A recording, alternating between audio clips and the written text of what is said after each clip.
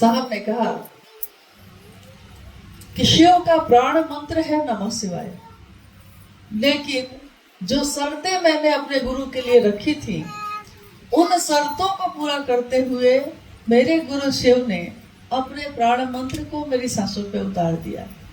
यानी नमः आया सांस पे और उतर गया सांस के साथ।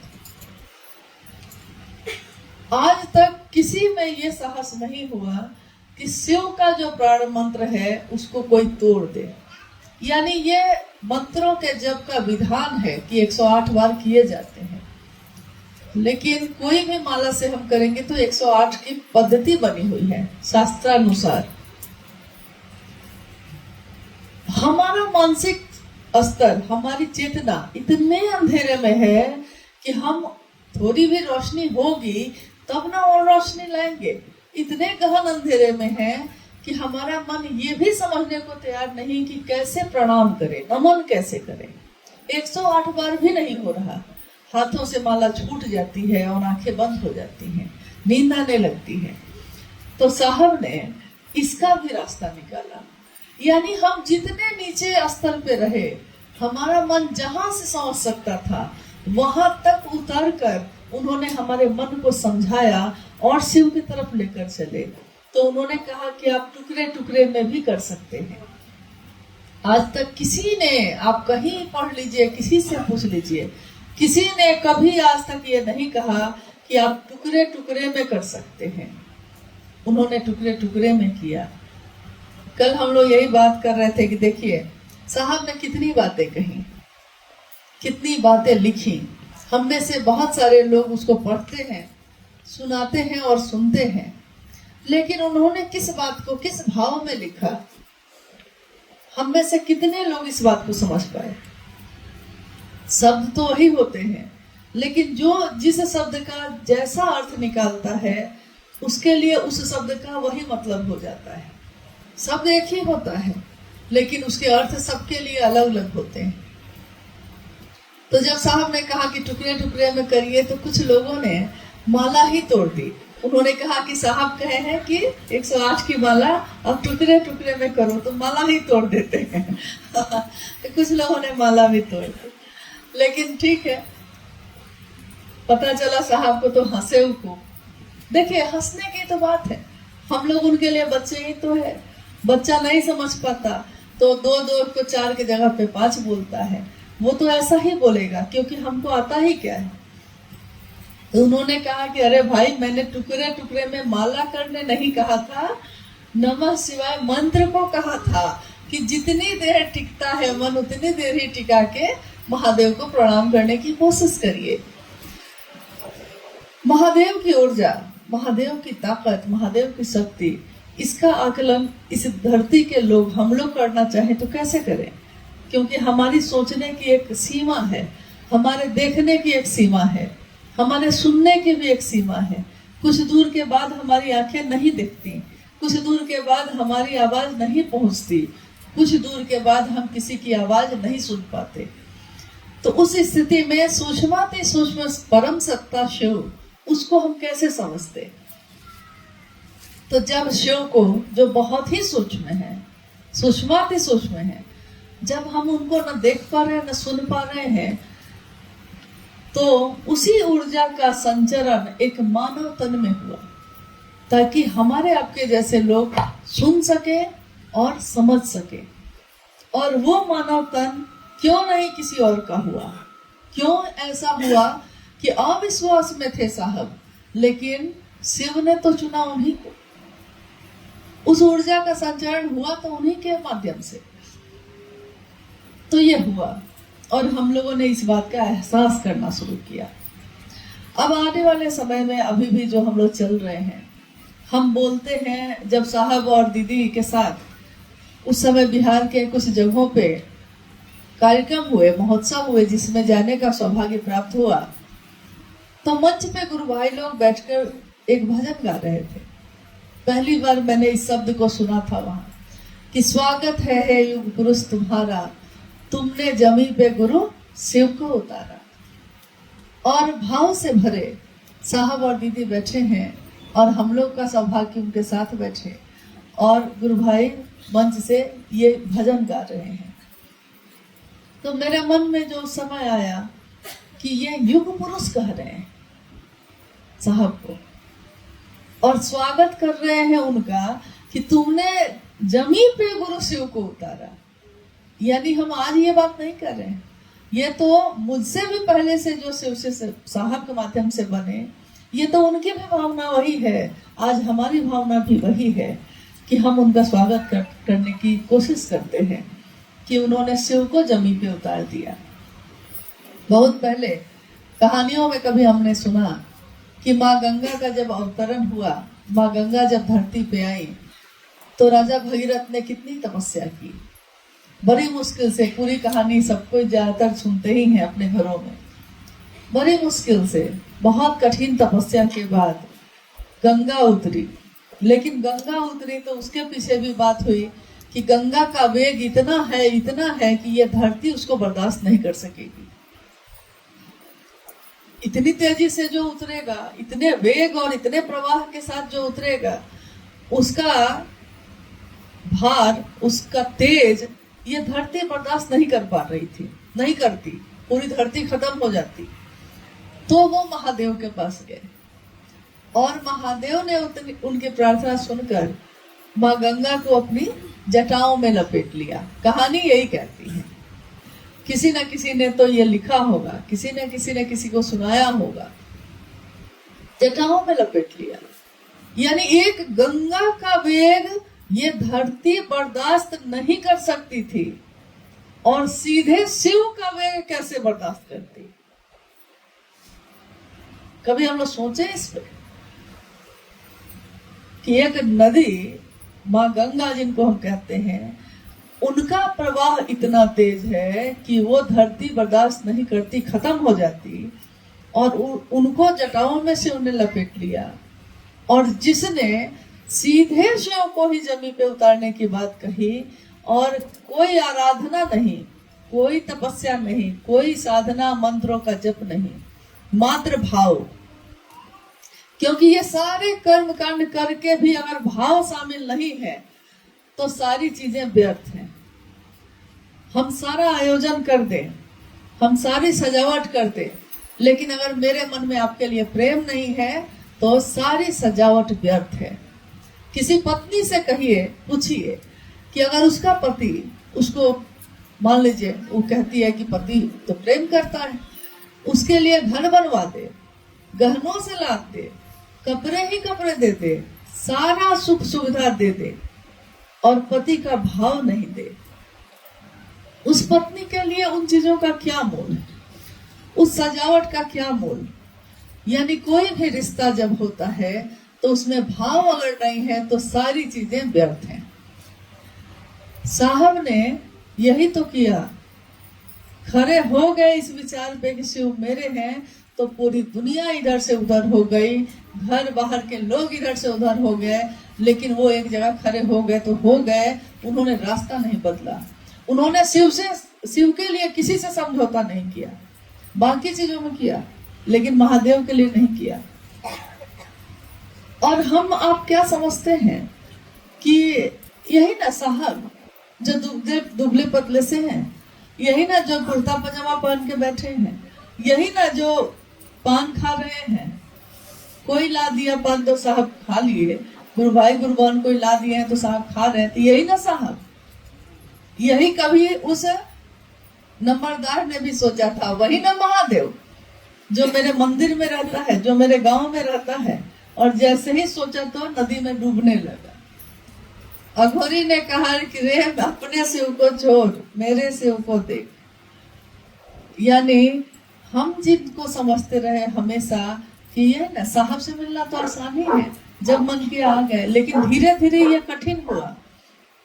हमारे बीच कुछ गुरु भाई गुरु बहन ऐसे हैं, इधर भी दिख रहे हैं, पुराने गुरु भाई लोग हैं। शुरू में जब हम सब साहब से मिलने आते रहे तो मिलना कितना सरल था, जब आए घर में बैठे बात किए, नहीं, क्योंकि उस समय उसकी जरूरत थी।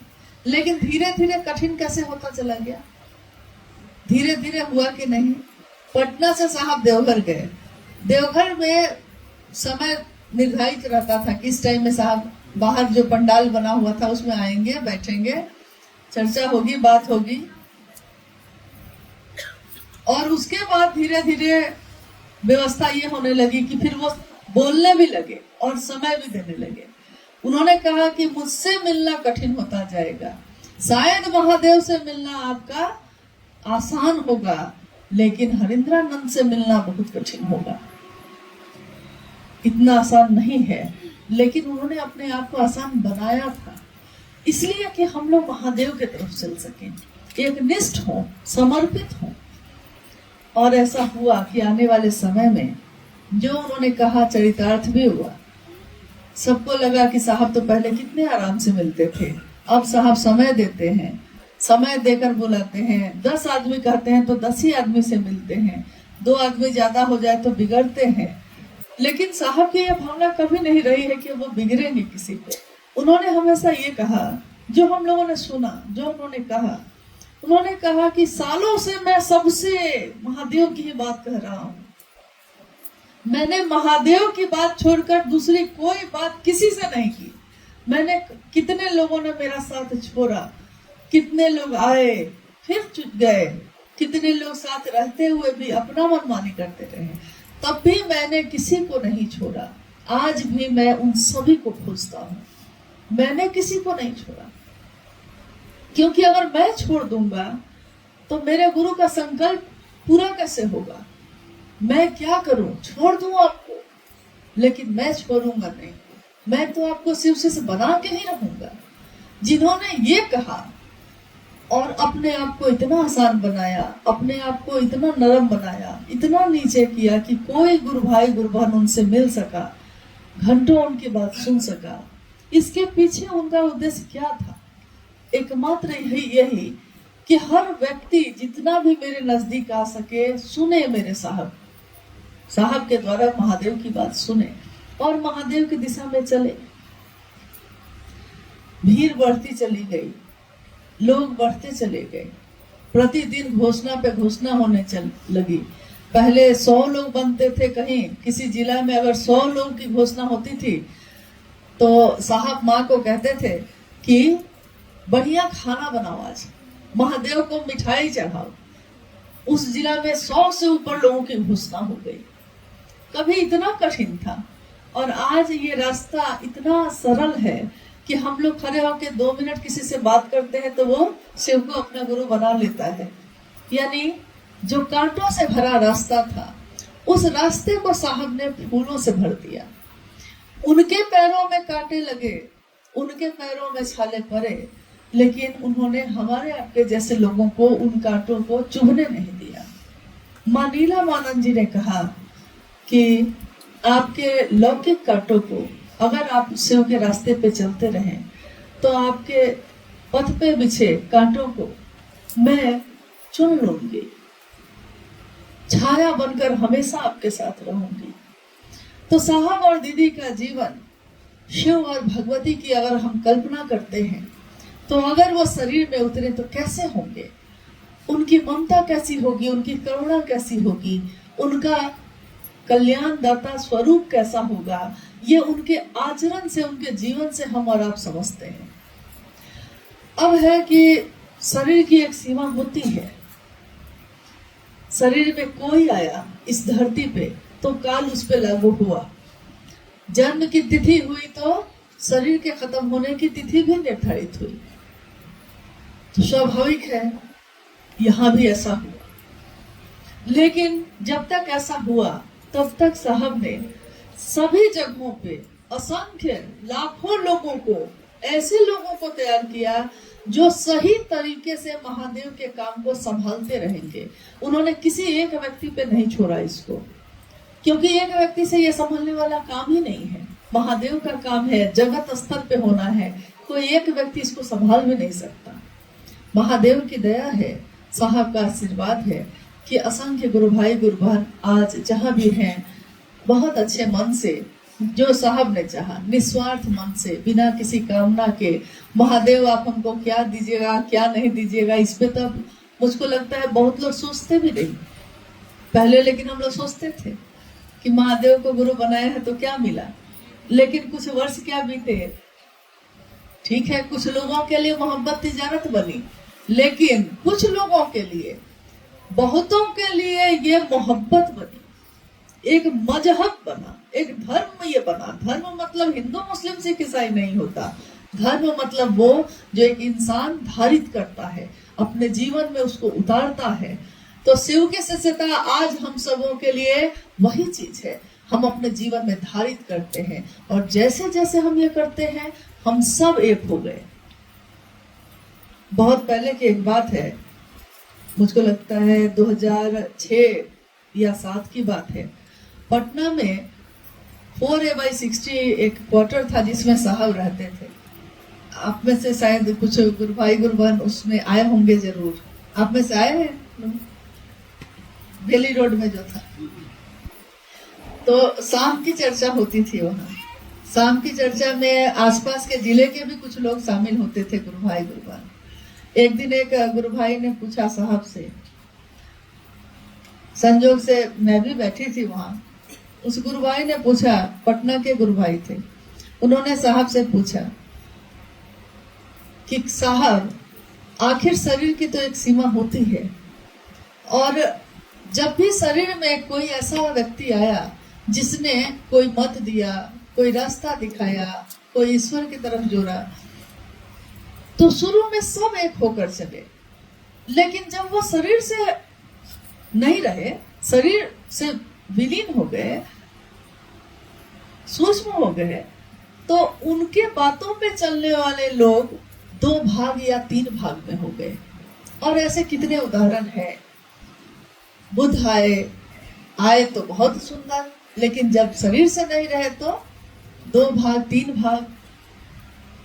महावीर आए, इसी तरह हुआ। ईसा मसीह आए, इसी तरह हुआ। मोहम्मद आए, इसी तरह हुआ। मतलब कि देखिए, आज मतलब देवी देवताओं की भी बात हम करते हैं तो उसमें भी है, एक ही देवी की पूजा हो रही है, लेकिन कोई दूसरे तरीके से कर रहा है, कोई दूसरे तरीके से। दक्षिण भारत में चले जाइए तो अयप्पा की पूजा होती है, एक पंथ के लोग जो है वो दूसरे तरीके से करते हैं, एक पंथ के लोग है एक ही सत्ता। यानी एक सीमा के बाद ऐसा होता है, ऐसे संभावना होती है। तो उस दिन की जिज्ञासा ये थी कि क्या शिव शिष्यता में भी ऐसा होगा? कभी ना कभी तो शरीर है, उसका एक जीवन होगा, लेकिन क्या शिव शिष्यता में भी ऐसा होगा कि आपके सामने तो सब एक है, लेकिन उसके बाद साहब ने शाम का समय था, छत पे चर्चा चल रही थी। साहब ने बड़े गंभीर भाव से कहा कि शिव की शिष्यता में इसका उल्टा होगा, शिव की शिष्यता में इसका विपरीत होगा। शिव की शिष्यता में जब लोग जुड़ना शुरू करेंगे, उसी समय अलग अलग कुनबा बनाएंगे। मतलब मेरा क्षेत्र, मेरा जिला, मेरा गांव, मेरा शहर, उसी समय बनाएंगे। लेकिन धीरे धीरे धीरे ये सारी चीजें टूटती चली जाएंगी और सारे शिव के शिष्य एक हो जाएंगे। आपकी भी अनुभूति होगी और मेरी भी है कि अगर साहब ने कुछ कहा है तो एक दिन वो हुआ जरूर है।